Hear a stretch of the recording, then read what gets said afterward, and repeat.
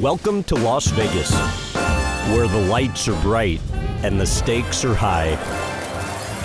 Whether you're on the Strip or inside the iconic gold and silver pawn shop, 45,000 different pieces of inventory that are not alike. it's handled rare collectibles worth more than a casino jackpot, I have a little bit of everything. their history as colorful as its owner. Yeah, a lot of people take a picture with that. Rick Harrison has used his shop to delight millions of people, Done over 700 episodes.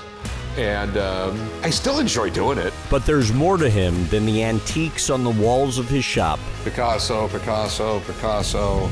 or his home. You have so much information. You get this when you don't watch television. And I shouldn't say that because I'm in the TV business. He's grappled with unimaginable loss, There was nothing worse than losing a kid. overcome an extreme illness, A lot of times I'd have seizures so bad and I couldn't walk for a week or two. and navigated a rebellious phase. He goes, old enough to talk to me like a man, old enough to get your ass beat like one. A Day in Vegas with Rick Harrison,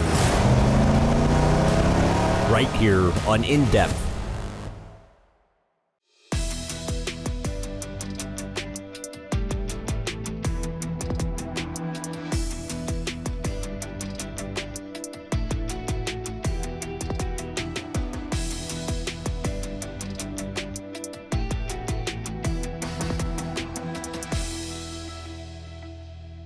Take me through the almost comical process of getting a license for the pawn shop. Okay, so as a cocky 22-year-old, okay, everyone tells me you can't get a pawn license. They're like $1 million. I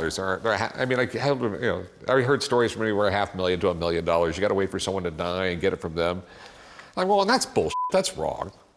And apparently, what happened was back in 1955, the good old boys got together and wrote a city ordinance saying they'd issue one more pawn license when the city population got to 250,000. So, I mean, every couple of weeks or so, I would call up the city statistician. And in April of '88, he goes, yeah, we think it's 250,000 now.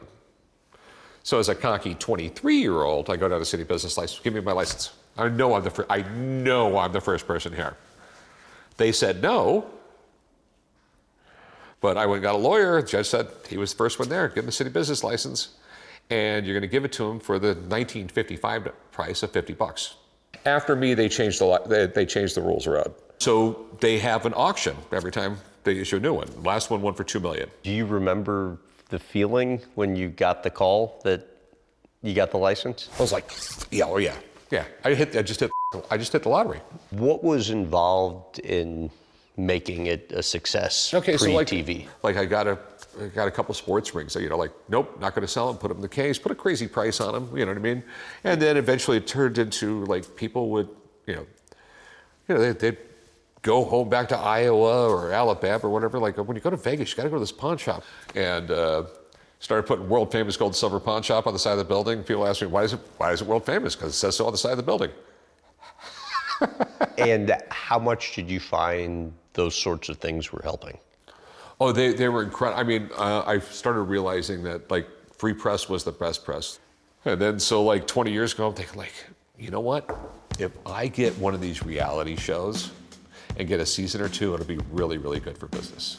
After 4 years of rejection from production companies and a failed HBO pilot, Harrison's dream was saved when Left Field Pictures swooped in, offering to make a sizzle reel to pitch to A&E networks.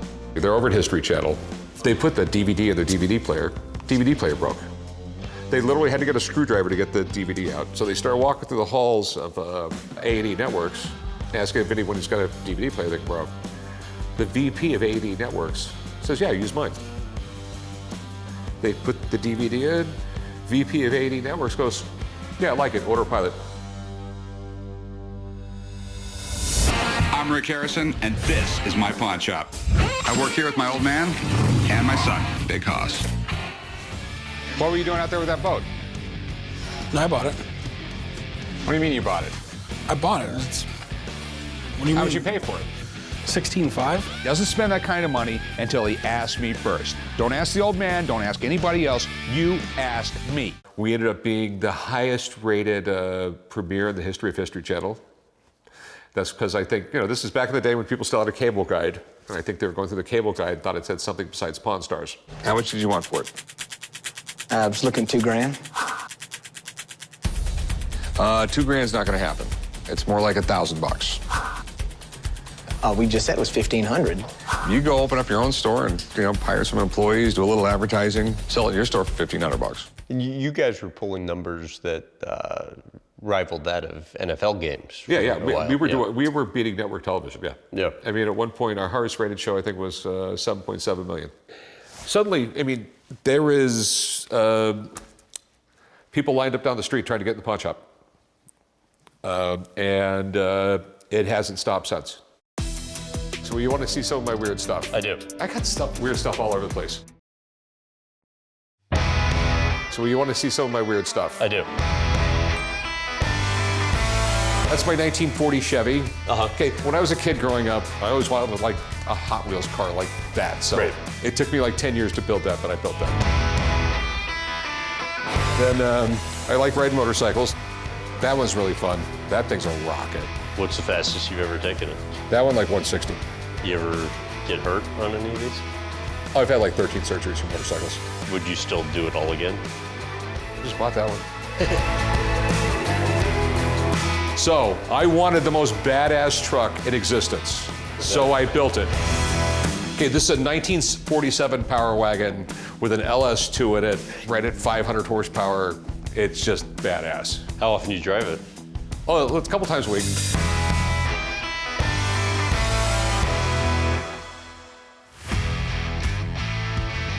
So you're familiar with Abbey Road, right? Sure, right. Okay. See the album cover, 1969, I think it was 1969. Ian McMillan was the photographer, medium format camera, a little box camera, okay, on a stepladder, and London police would only close down Abbey Road for 10 minutes. So he got 6 photographs. Put all 6 photographs, all 6 negatives in front of Apple Records. They took 1 negative, 1 photograph. I got the other 5. How much of what's in the house have you acquired through your shop versus? Almost all of it. Okay. I got weird stuff all over the place. Among the artifacts in Rick Harrison's home, a massive book collection he values at around $1 million. He's been a voracious reader going back to his childhood, but those book smarts didn't necessarily translate to an interest in school.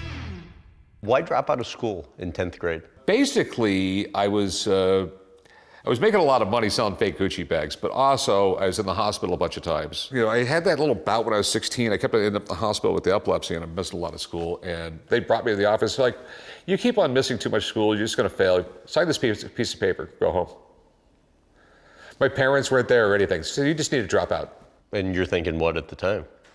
Thinking like, F it, I know I'm going to make more money than these people. I don't need school.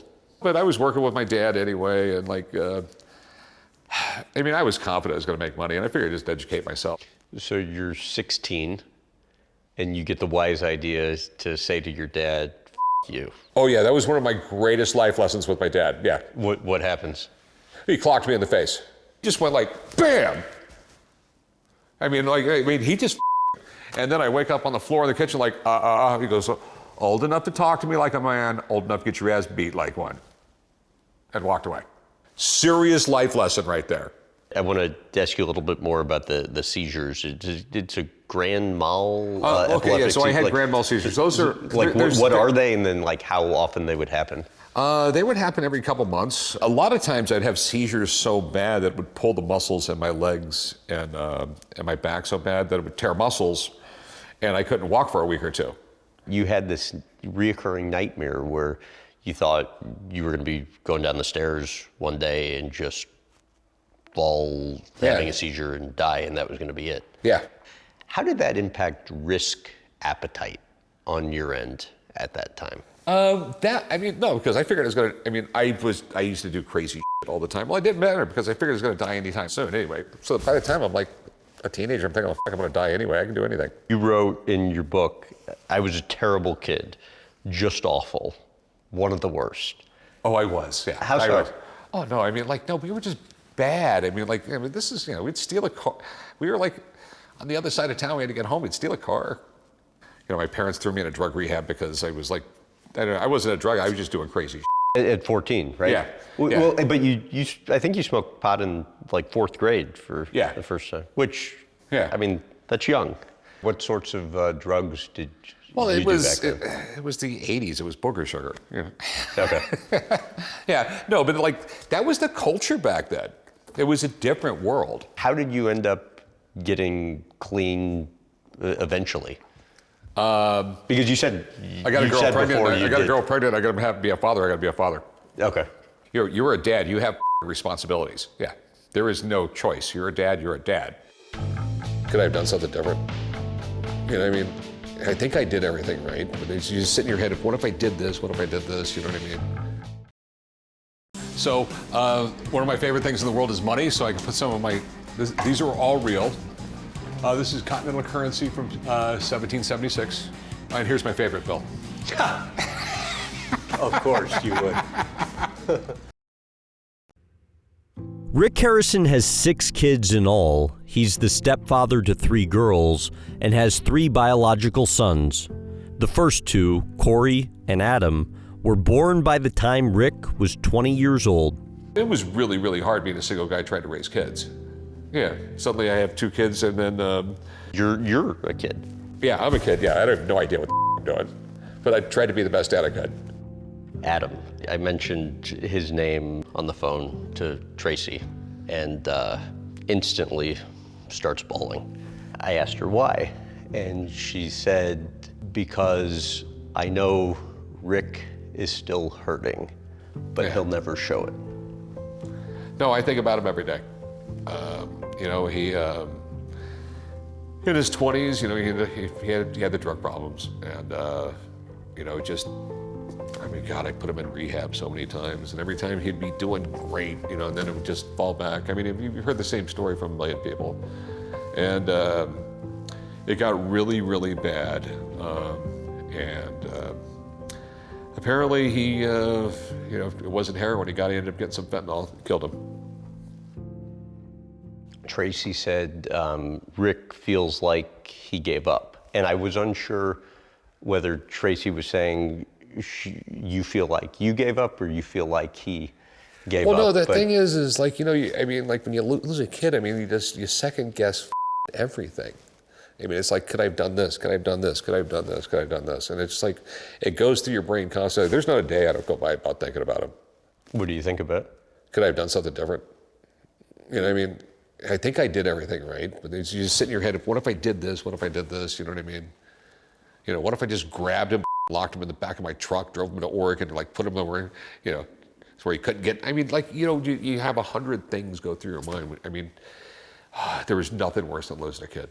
From talking to the people close to you over the past couple days, you know, they said he was an addict dating back to his teens, and while, you know, it might have been fentanyl that was in the news stories when he passed. You know, he tried other drugs. There was addiction and, you know, mental health, and you, to your credit, did everything. I mean, put him in multiple rehabs, then you get a call that he escaped and was on the highway, and there were, you know, incidents leading up to his passing, or, you know, he came to the house. You had police, you know, put him in jail to try and get him so he clean. broke it here, and like, I figured maybe if we put him in jail for 2 months, he'll clean him out. Right. You know what I mean? But he just went straight back on it. But then he called Corey from jail and was talking about how excited he was to get out to get high.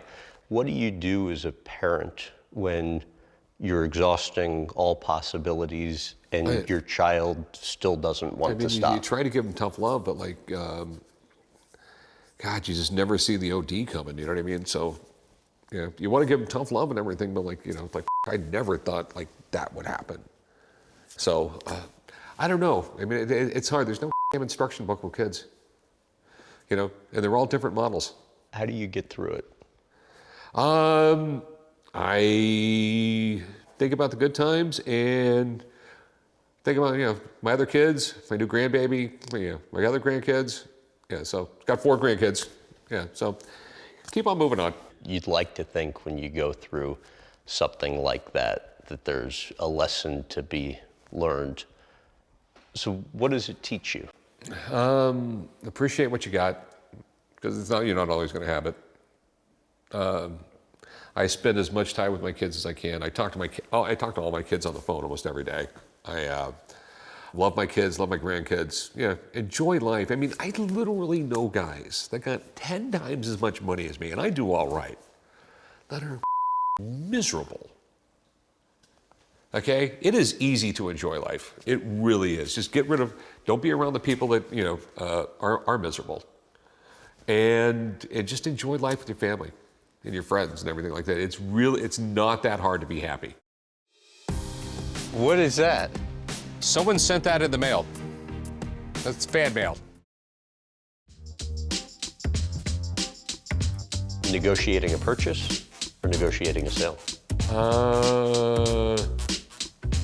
When I buy it. George Washington's sword or Gettysburg cannon? George Washington's sword, 100%. Books or jewelry? Books. And lastly, gold or silver? Gold. I just want to say thank you for getting Donald Trump in office. It was Nevada, I think, that brought him over the edge. I don't know if it was, but I'm just going to say that because we're... So just when the big guy comes out here, give him a lot of love because Nevada loves him. Most memorable time you've ever had with Trump? So this is in 2018. He's having a rally here in town, and they wanted me to announce him at the rally. So I show up with my son Jake and my daughter Serena. White House staff, hey Rick, how's it going? Like, come on this way. And we go to backstage, and like Secret Service goes, he's not on the list. Secret Service throws me into the public and I am getting mobbed. And we had to leave. So I get like a block from the house, and then like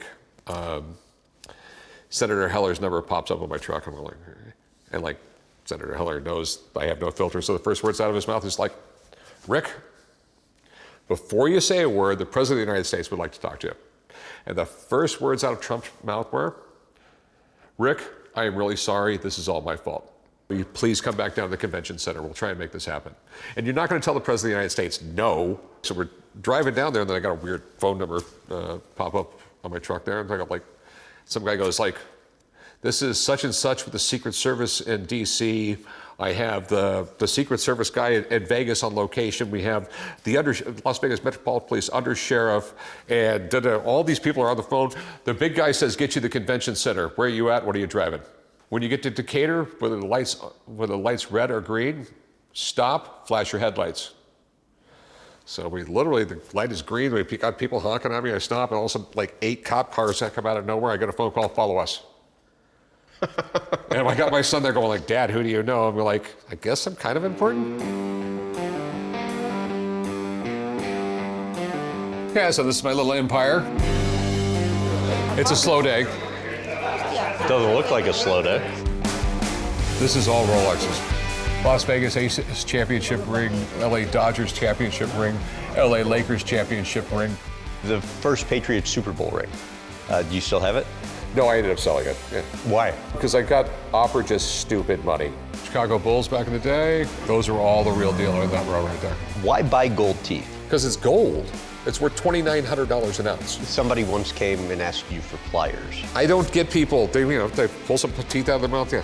And they've literally put bloody gold on the counter. Yeah, I've seen that happen before. Jewelry, guitars. If it says Gibson or Martin on it, they hold their value. They just go up in value. The 200-year-old Japanese porn scroll. I ended up selling that, yeah. I think I got like 30 grand for that. This is all art we sell. Picasso. This is 1,200 years old. This is a Viking bracelet. And it was from a Viking horde. The only problem is if you fall asleep wearing it, you'll dream of raping and pillaging. I have a little bit of everything. A lot of people take a picture with that. It's a good-looking dude. How many times have you been offered sex at the pawn shop? Oh, I can't tell you how many times, yeah. You have to understand, a lot of people show up at a pawn shop, they're in a desperate situation. Yeah, and I've had, I'm like, no, honey, I'm cool. This is internet department, internet and shipping. Do you even know what you have in here? We do an inventory once a year. This is Crystal, who's worked for me forever, but she handles all my really big customers. Whatever customers want, a basketball player to wear a wedding dress, all that other stuff. Dennis Rodman? Yeah, she sold his ring for like 80-ish. We sell more championship rings than anybody else in the United States. Really? Yeah. What? Like right now, this guy's offering 10,000, and like our minimum that we're asking is 13. So, you know, I tried to like screen him to make sure he's real. Usually they end up coming and visit, and then they get to meet Rick, which they dance around and they get so excited. Oh, do they? Did you show him the mannequin? What is that? Someone sent that in the mail. That's fan mail. Did you send them a thank you note? No. I don't want to start a correspondence with some of these people. Well, it's going to be in the episode now.